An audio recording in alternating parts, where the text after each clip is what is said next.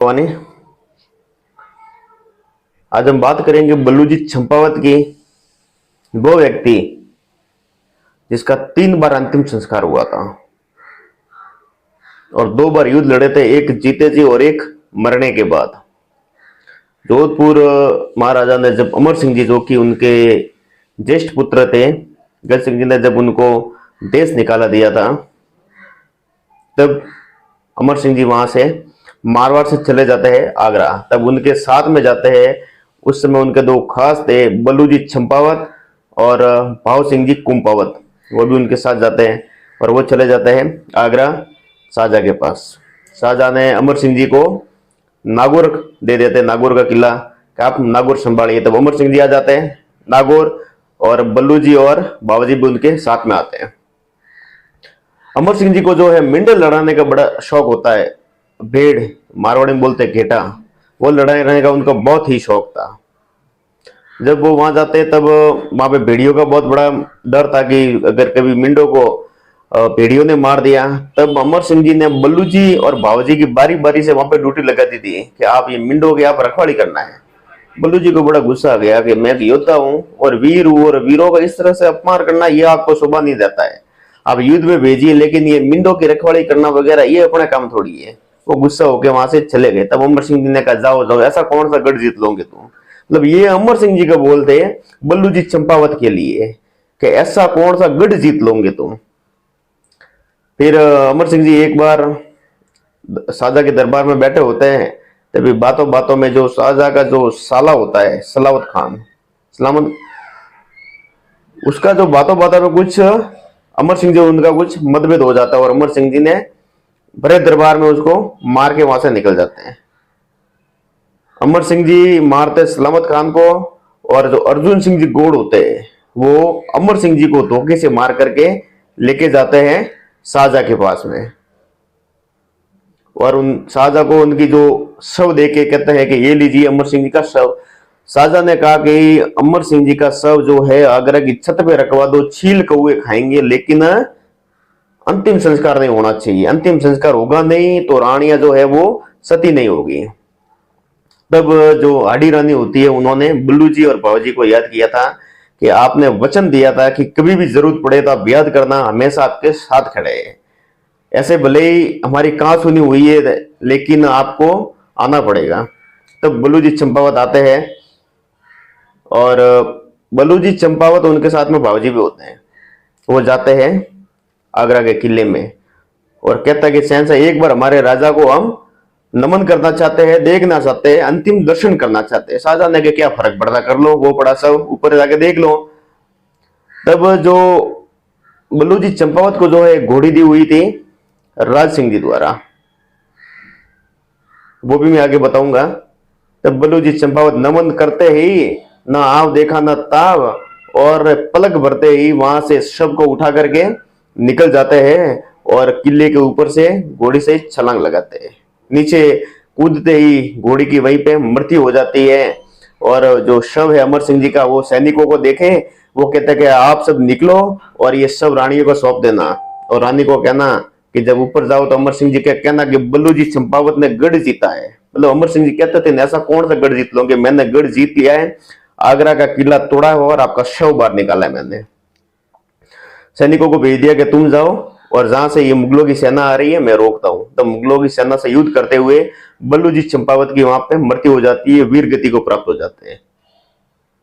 और दूसरी बार जब राज सिंह जी, जब बल्लू जी चंपावत अमर सिंह जी से नाराज होके मेवाड़ गए थे, तब वहां पे सब दरबारियों के कहने पर पे जो बल्लू जी चंपावत को शेर के साथ में लड़ाया था। तब बल्लू जी ने शेर को हरा दिया था और कहा था कि ये भी एक वीर की वीरता पर शक है, अब मुझे युद्ध में भेजिए, लेकिन ये जानवर के साथ में लड़ाना ये किसी वीर को शोभा नहीं देता है।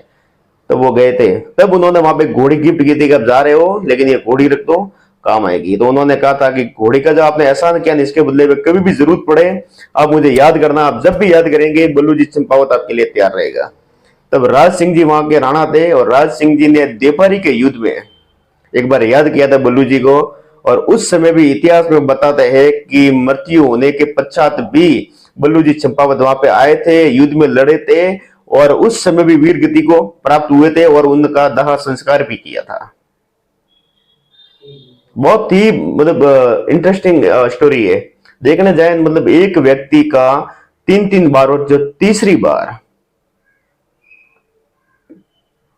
बलूजी चंपावत का एक सिद्धांत था कि कितना भी सोना चांदी लूटो, लेकिन लूटा हुआ धन वो घर में लेके नहीं आते थे, बाहर ही बांट देते थे और बहुत लूट पाट करते थे। अमर सिंह जी भी ऐसे कह के लूट देते थे कि फलानी जगह पे मैं डाका डालूंगा, रोक सको तो रोक लेना। लेकिन जब बलूजी चंपावत के घर में शादी थी उनकी बेटी की, तब उनके पास पैसे नहीं थे। तब वो जाते हैं एक सेठ के पास में कि सेठ मुझे पैसे चाहिए। सेठ ने कहा कि पैसे तो दूंगा, लेकिन उसके लिए आपको गिरवी रखना पड़ेगा, मतलब कोई सामान रखना पड़ेगा, सोना चांदी यार वो कोई भी कीमती चीज हो। तो ऐसी चीज तो मेरे पास नहीं, ऐसी चीज होती तो मैं तुम्हारे पास क्यों आता। तो बलूजी चंपावत ने अपनी मूंछ का एक बाल तोड़ा और सेठ के पास रख दिया कि ये मेरी मूंछ का बाल रख और पैसे दे। सेठ ने दे दिए। अगर मैं जिंदा रहा तब तो मैं छुड़ाने आऊंगा, नहीं तो मेरी कोई पीढ़ी में से कोई ना कोई आएगा और ये मूंछ का बाल छुड़ा के लेके जाएगा, लेकिन तू रखना संभाल के, ये बल्लू चंपावत की मूंछ का बाल है। सेठ ने कहा चलो ठीक है, लेकिन बल्लू जी जीवित रहते नहीं आ पाए, बल्लू जी की मृत्यु हो गई थी। बल्लू जी चंपावत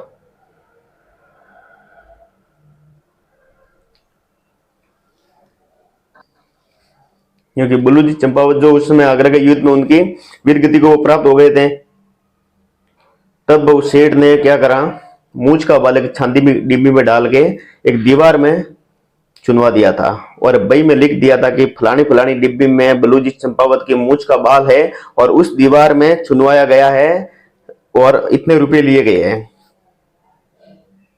फिर बहुत समय बीत गया, जो सेठ था वो भी कहीं और शिफ्ट हो गया।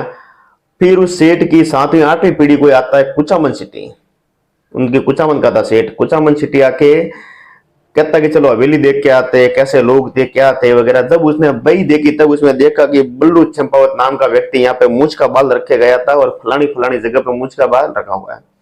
तब वो व्यक्ति जो सेठ का जो होता है पोता पड़ पोता सड़ पोता जो कोई भी, वो जाता है बल्लू जी चंपावत के घर पे और उनको कहता है कि आपके जो भी थे ये परदादा वगैरह, उनका ये मूंछ का बाल वहां पे रखा हुआ है। तब उन्होंने कहा कि आप मूंछ का बाल दीजिए, हमारे सब जमीन जायदाद घर बार सब बेच देंगे, लेकिन मूंछ का बाल हम ले लेंगे। तब उस सेठ ने कहा कि मैं तो सिर्फ देखने आया था कि जो बल्लू जी चंपावत था जिसके मूंछ के बाल पे पैसे दिए थे, क्या सच में आप उन्हीं के वंशज हैं? तो देखने के लिए आया था, क्या वही अभी तक उसी पीढ़ी के लोग हैं? मूंछ का बाल उन्होंने दे दिया था। और हमारे भारतीय संस्कृति में एक नियम होता है कि जब तक शरीर का पूर्ण भाग, जैसे कि हम दाह संस्कार करते हैं तो शरीर का प्रत्येक हिस्सा जलाया जाता है,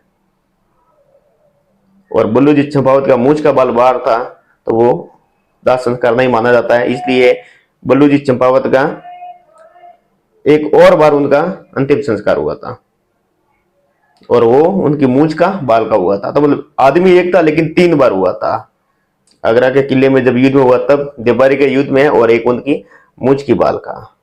और उनका जो दुआ है कि जलमियो खाली एक बार, परण्यो एक चनार, लड़ियो वीडियो कोल पर, एक बड़ दो दो बार। मतलब जन्म एक बार हुआ, शादी भी एक बार हुई, लेकिन अपनी कोल के लिए 2 बार भिड़ा था, एक जीते जी और एक मरने के बाद भी। वो थे बल्लू जी चंपावत। एक आदमी का 3 बार अंतिम संस्कार हुआ था। मतलब कहानी सुनते ही रोंगटे खड़े हो जाते हैं कि कितना मतलब वो इंटरेस्टिंग रोल होंगे, किस तरह के व्यक्ति होंगे। जय भवानी।